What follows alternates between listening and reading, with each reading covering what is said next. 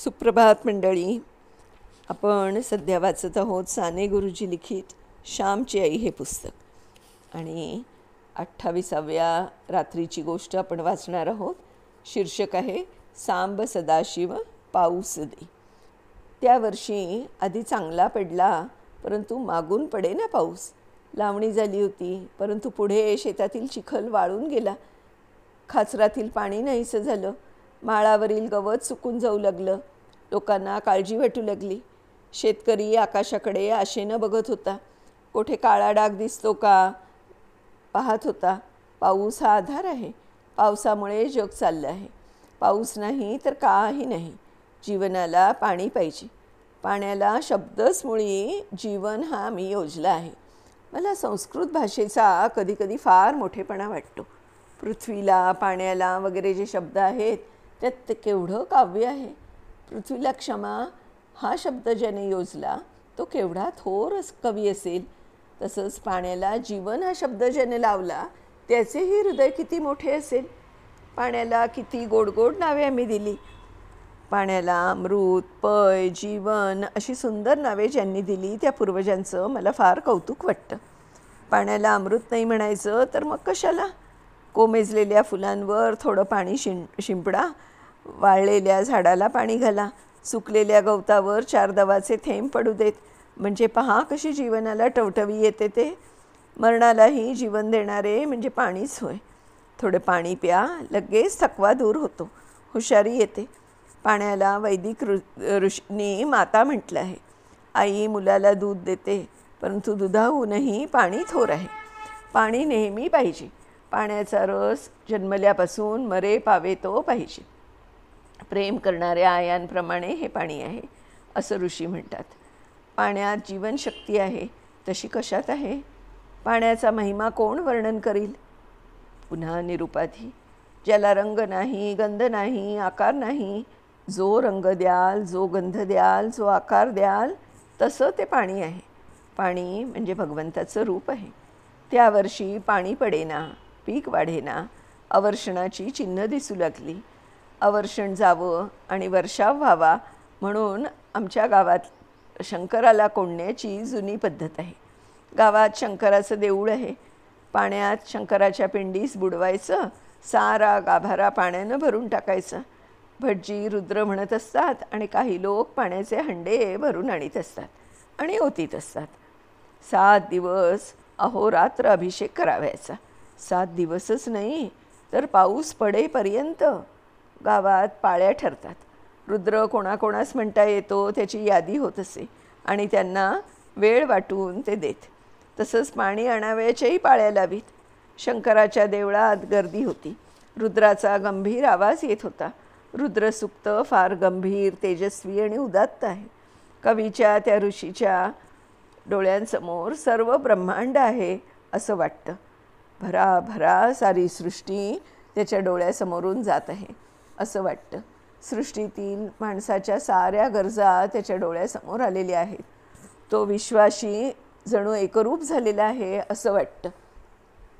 माझ्या वडिलांना रुद्र येत असे. त्यांची रात्री 12 नंतर पाळी येत असे. आई मला म्हणे, जा ना रे देवळात, तू पाणी आणाव्यास नाही का लागत, जा. मला नाही उचलणार ते हंडे. केवढाले हंडे आणि घागरी. मी म्हटले, अरे आपली लहान कळशी घेऊन जा, नाहीतर तांब्या नेलास तरी चालेल. विहिरीतून 1-1 तांब्या बुडवून आणावा आणि देवावर ओतावा. गणपतीच्या विहिरीत उतरायचेही सोपे आहे. सरळ पायठणे आहेत. जा तो तांब्या घेऊन जा, आई म्हणाली. श्याम, कोणी हसणार नाही. उलट तू मोठी घागर उचलू लागलास तर मात्र लोक हसतील. आपल्या शक्तीबाहेर काम करू पाहणं तेही वाईट, परंतु आपल्याला जेवढं करता येईल तेही न करणं आणि आळशासारखं बसणं तेही वाईट. हे साऱ्या गावचे काम आहे. तुला रुद्र म्हणता येत नाही तर नुसतं पाणी घाल. या कामात तुझा भाग तू उचल.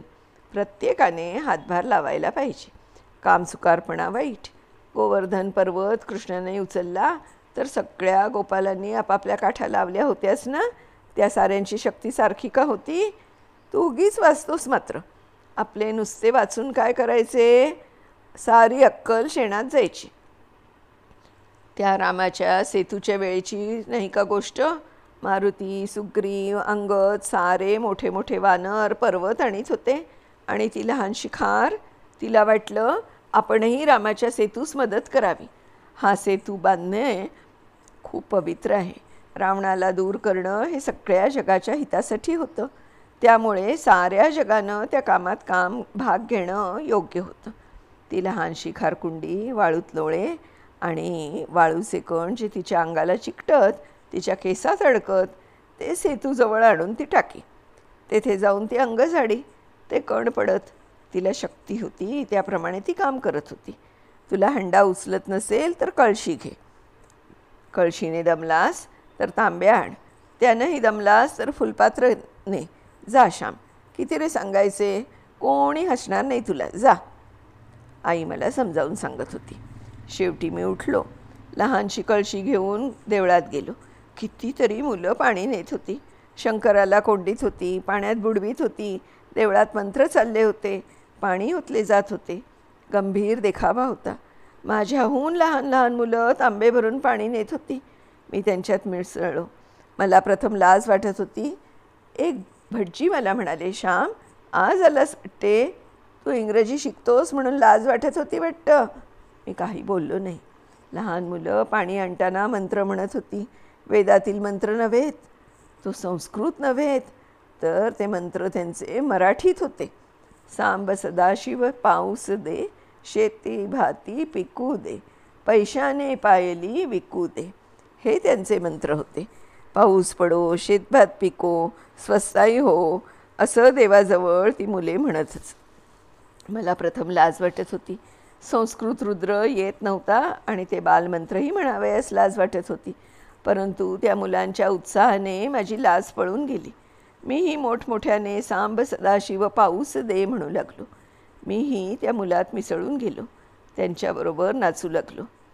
सामुदायिक कामात आपणासही जे करता येईल ते आपण निरलसपणे केले पाहिजे. त्यात लाज कशाची. मुंगीनं मुंगीप्रमाणे काम करावं आणि हत्तीने हत्तीप्रमाणे. अगदी पटतंय ना मुलांनो. आपण सगळ्यांनी अशी छोटी छोटी कामं जी सामुदायिक कामासाठी असतात ती नक्की करायला पाहिजेत. तर ही जी गोष्ट होती ही आज इथे पूर्ण झाली आहे. याच्या पुढचा भाग आपण म्हणजे पुढच्या रात्रीची गोष्ट उद्या वाचणार आहोत. तोपर्यंत नमस्कार आणि बाय बाय.